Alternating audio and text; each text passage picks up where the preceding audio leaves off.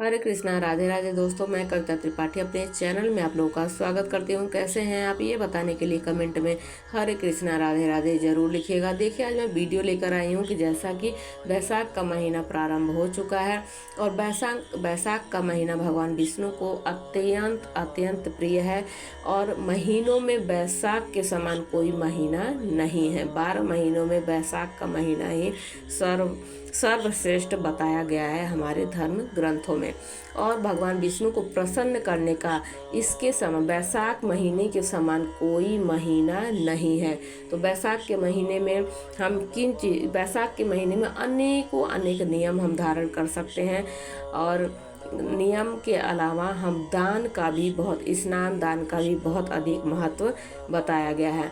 तो आप किन चीज़ों का बैसाख के महीने में दान कर सकते हैं और क्या दान करने से हमें किस फल की प्राप्ति होती है, इस वीडियो में संपूर्ण जानकारी दूंगी और वीडियो में बने रहिएगा। पूरी वीडियो ज़रूर देखिएगा।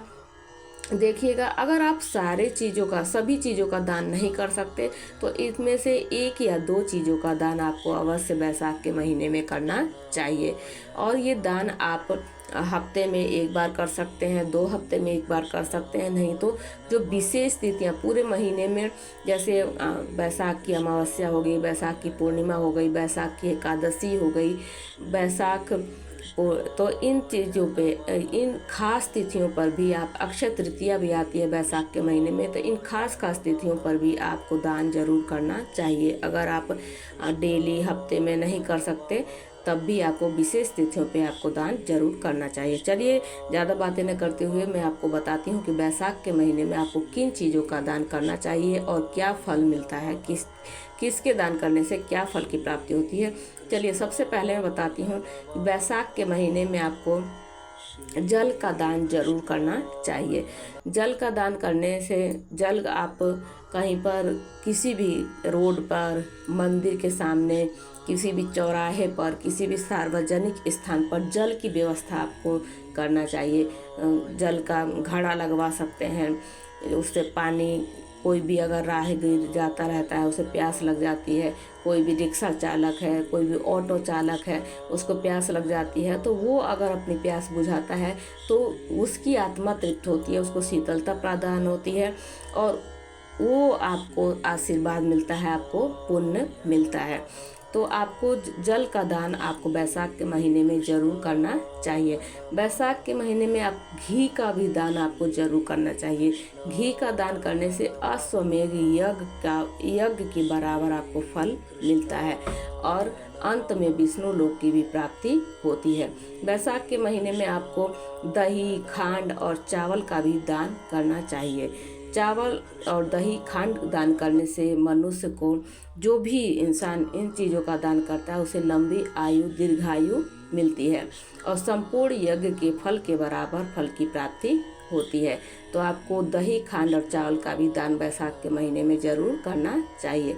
बैसाख के महीने में आपको शरबत का दान जरूर करना चाहिए। शरबत का दान करने से आपके पितृ प्रसन्न होते हैं और आपको आशीर्वाद देते हैं। बैसाख के महीने में आपको जल युक्त फल का दान जरूर करना चाहिए। फल जैसे खीरा, ककड़ी, तरबूज, खरबूज, पपीता, आम, इन फलों का दान, जिसमें जल की मात्रा अधिक हो, उस फलों का दान आपको बैसाख के महीने में जरूर करना चाहिए। जल युक्त फलों का दान इसलिए किया जाता है क्योंकि बैसाख के महीने में गर्मी जो होती है वो बहुत अधिक पड़ने लगती है। तो इस महीने में जल युक्त फल का दान हमें जरूर करना चाहिए। बैसाख के महीने में आपको सत्तू का भी दान जरूर करना चाहिए। सत्तू का दान करने से, सत्तू जो होता है वह शरीर को ठंडक प्रदान करता है। तो चाहे तो आप सत्तू घोल कर भी दान कर सकते हैं, चाहे तो सत्तू के पैकेट आते हैं उसका भी दान आप कर सकते हैं।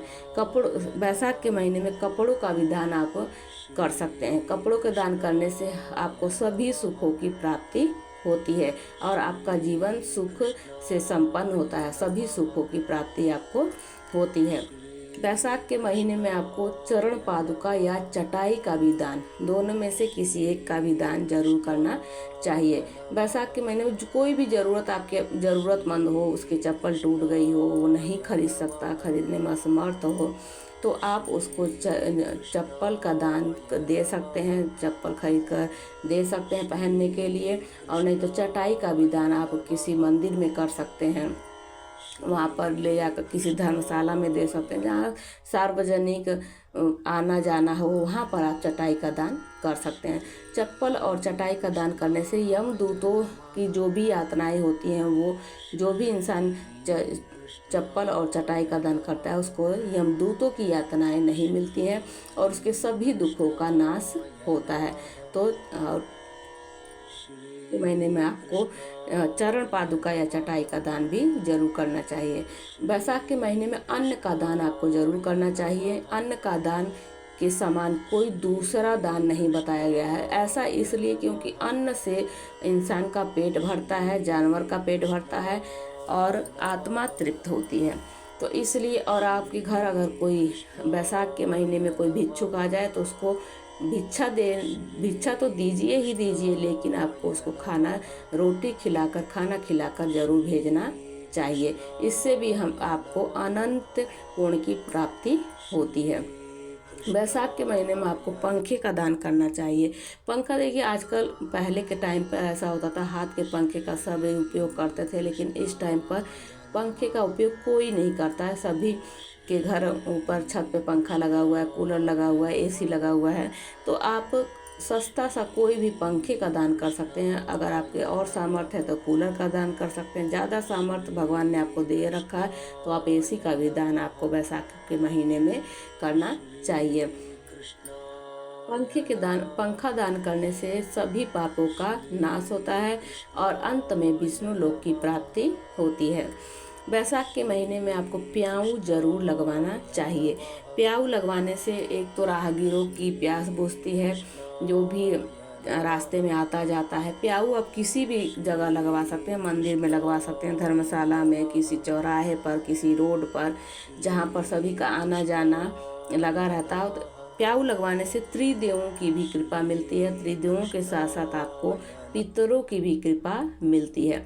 ब्रह्मा विष्णु महेश सहित सब और पितरों की भी, आपके जो भी आपके पितर हों उनकी भी कृपा आपको मिलती है और पितर आशीर्वाद देते हैं। क्योंकि किसी प्यासे को पानी पिलाना आपके पितर तृप्त होते हैं।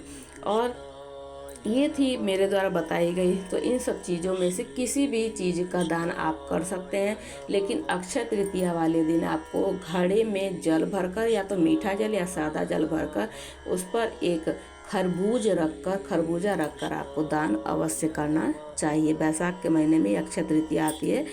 तो आई होप आप लोगों को जानकारी अच्छी लगी होगी, वीडियो पसंद आई होगी। तो एक रिक्वेस्ट है, प्लीज़ मेरे चैनल को लाइक शेयर एंड सब्सक्राइब कीजिएगा और कमेंट में ओम नमो भगवते वासुदेवाय जरूर लिखिएगा। चलिए मिलती हूँ अगली जानकारी अगली वीडियो के साथ। हरे कृष्णा, राधे राधे।